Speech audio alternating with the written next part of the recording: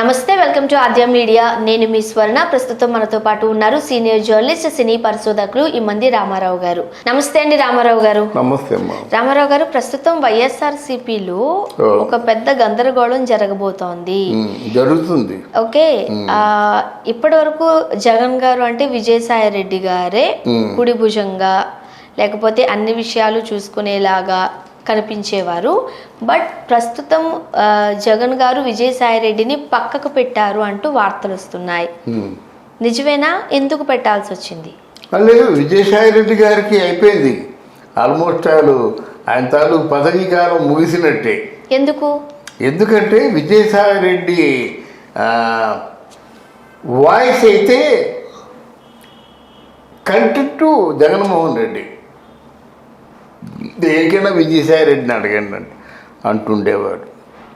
చాలామంది సీట్లు ఇవ్వడం విషయంలో కానీ, చాలామంది మంత్రి పదవుల ఇవ్వడం విషయంలో కానీ ఏదైనా విజయసాయి రెడ్డి.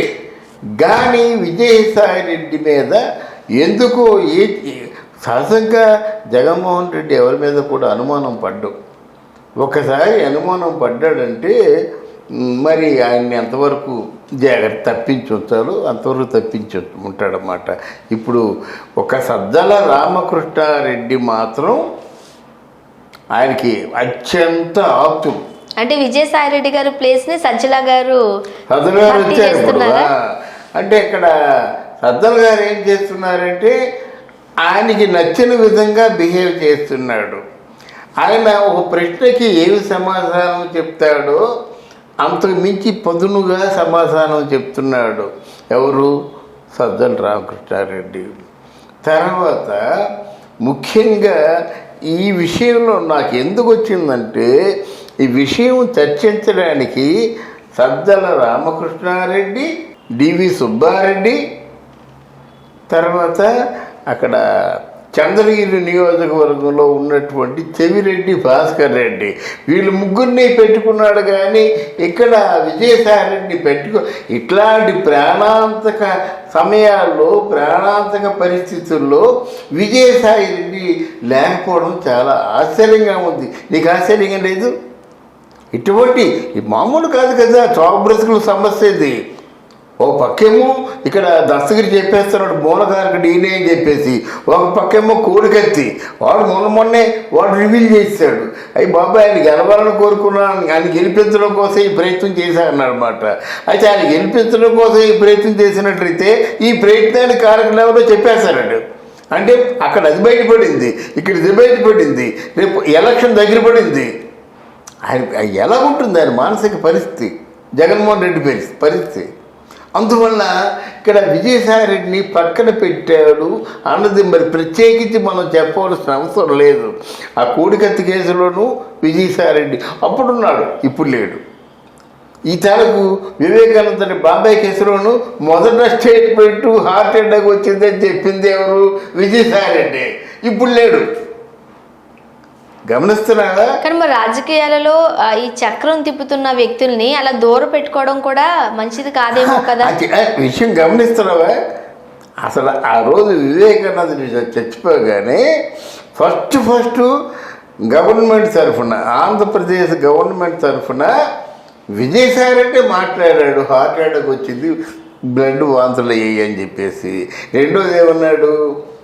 సాక్షి పేపర్లో నారాసుర రక్త చరిత్ర అని పెట్టాడు. అట్లాంటి విజయసాయి రెడ్డి ఈరోజు ఎక్కడున్నాడు? ఎందుకు లేడు? అందువల్ల ఇక్కడ జగన్మోహన్ రెడ్డి ఏదో పజెంట్గా ఉన్నాడు. అంటే కొంచెం డిస్టర్బ్ అవుతున్నాడు. ఆయనకి ఆయన తాలూకు కండిషన్స్ని ఆయన వైలేట్ చేసుకుంటున్నాడు అన్నమాట. ఇప్పుడు ఎవరు మాట్లాడతాడు? ఎందుకో ఇప్పుడు రోజా కూడా ఈ విజయసాయి రెడ్డి కేసు మీద ఏం మాట్లాడద్దో చెప్పినట్టుంది. రోజాను కూడా విజయసాయి రెడ్డి కేసు మీద నువ్వేం మాట్లాడదు, పిచ్చిగా మాట్లాడేయవద్దు అని చెప్పినట్టు అందుకే ఊరుకుంది. అంటే ముఖ్యంగా ఇప్పుడు అలేఖ్య గారి విషయంలోకి వచ్చేసరికి విజయసాయి రెడ్డి గారు బాధ్యతలు తీసుకున్నారు. సో చంద్రబాబు నాయుడు గారితో క్లోజ్ గా మాట్లాడిన సందర్భాలను కూడా మనం చూసాం. సో అందువల్ల కూడా జగన్ గారు పక్కకు పెట్టారా, ఒకవేళ టీడీపీతో కలిపి ఈయన జాయిన్ అయ్యే అవకాశాలు ఉన్నాయని అనుమానపడుతున్నారా అంటూ కూడా వార్తలు వస్తున్నాయి. ఇప్పుడు అంత ప్రాణ స్నేహితుడికి అనుమానం ఏంటమ్మా? ఇప్పుడు నువ్వంటే ఎవరికో ప్రాణ స్నేహితురాలో ఎవరో ఉన్నారు. ఇప్పుడు నువ్వేదో పొరపాటు చేసావంటే అనుమానించిందంటే ఆవిడ ప్రాణ స్నేహితురాలు ఎలా అవుద్ది? ఇప్పుడు విజయసాయిరెడ్డి అంటే ప్రాణ స్నేహంగా చూశాడు జగన్మోహన్ రెడ్డి. ఆయన బయటికి వెళ్ళిపోయి ఏదో పొరపాటు చేస్తారని అనుమానించినట్టు తెలుగు. ఆయన ఏ విధంగా ప్రాణ స్నేహితుడు నెంబర్ 2 అనిపించుకున్నాడు కదా. ఆయన ఏ విధంగా నీ నెంబర్ 2? కమాన్, ఇప్పుడు నువ్వు నెంబర్ 2 అన్నావు కదా. నా కోసం మాట్లాడద్దు, నాతో మాట్లాడదు, వీళ్ళు విజయసాయిరెడ్డి కలవండి అని చెప్పినోడు ఈరోజు విజయసాయిరెడ్డి పేరు ఎందుకు తీసుకురావడం లేదు? సదర్ పేరే ఎందుకు తీసుకొస్తున్నాడు? విడుదల రజనీ పేరే ఎందుకు తీసుకొస్తున్నాడు? వాళ్ళ మీటింగులకే ఎందుకు వెళ్తున్నాడు? వాళ్ళకే పూర్తిగా ఫోకస్లో ఎందుకు పెడుతున్నాడు?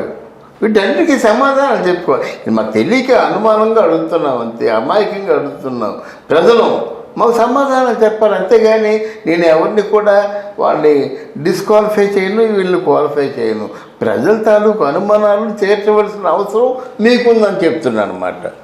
సో విజయసాయిరెడ్డి గారు ఈ టైంలో పక్కకు వెళ్ళడం వల్ల పార్టీకి ఏమైనా నష్టం ఉంది అంటారా? పక్కకి వెళ్ళడం కాదు, పక్కన పెట్టారు.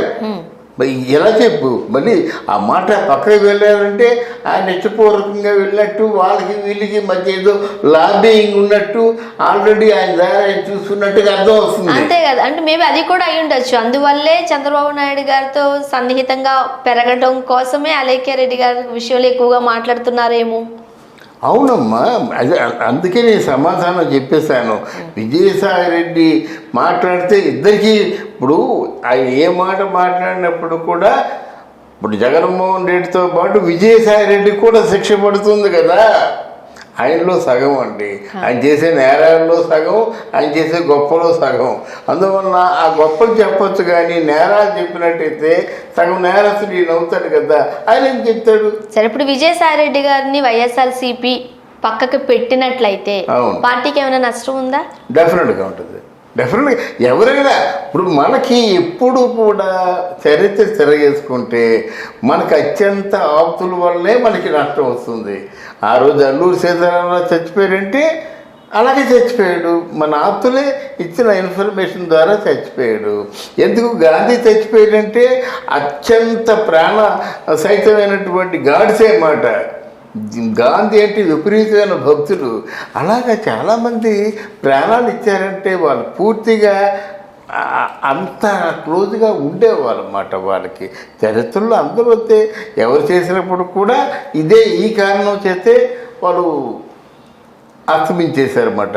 రేపొద్దున వీళ్ళు అంతే, రేపొద్దున వీళ్ళు మాత్రం కొత్తగా చరిత్ర రాదు. విజయసాయిరెడ్డి బయటికి వెళ్ళిపోతే వీరిద్దరూ కలిసి చేసినటువంటి వ్యవహారాలకి ఈయన సమాధానం చెప్పుకోవాలి. రైట్, యా, చూద్దామండి ఏం జరగబోతుందో. Thank you so much. తప్పకుండా మంచి చేసేవాడికి మంచి జరుగుతుంది, చెడు చేసేవాడికి సమాధానం చెప్పుకోవాలి. ఇదే నేను చెప్పేది మాట. మళ్ళీ ఇంకోసారి క్లియర్గా చెప్తున్నాను, నేను ఏ పార్టీకి చెందిన వాడిని కాదు, ప్రజాపక్షాన నేను మాట్లాడేవాడిని కనుక నా మనోభావాలు ప్రజలకు తెలుసు. అందుకు ఆ ప్రజలకి నమస్కరిస్తూ సెలవు తీసుకుంటున్నాను. Thank you very much. అయిపోయా?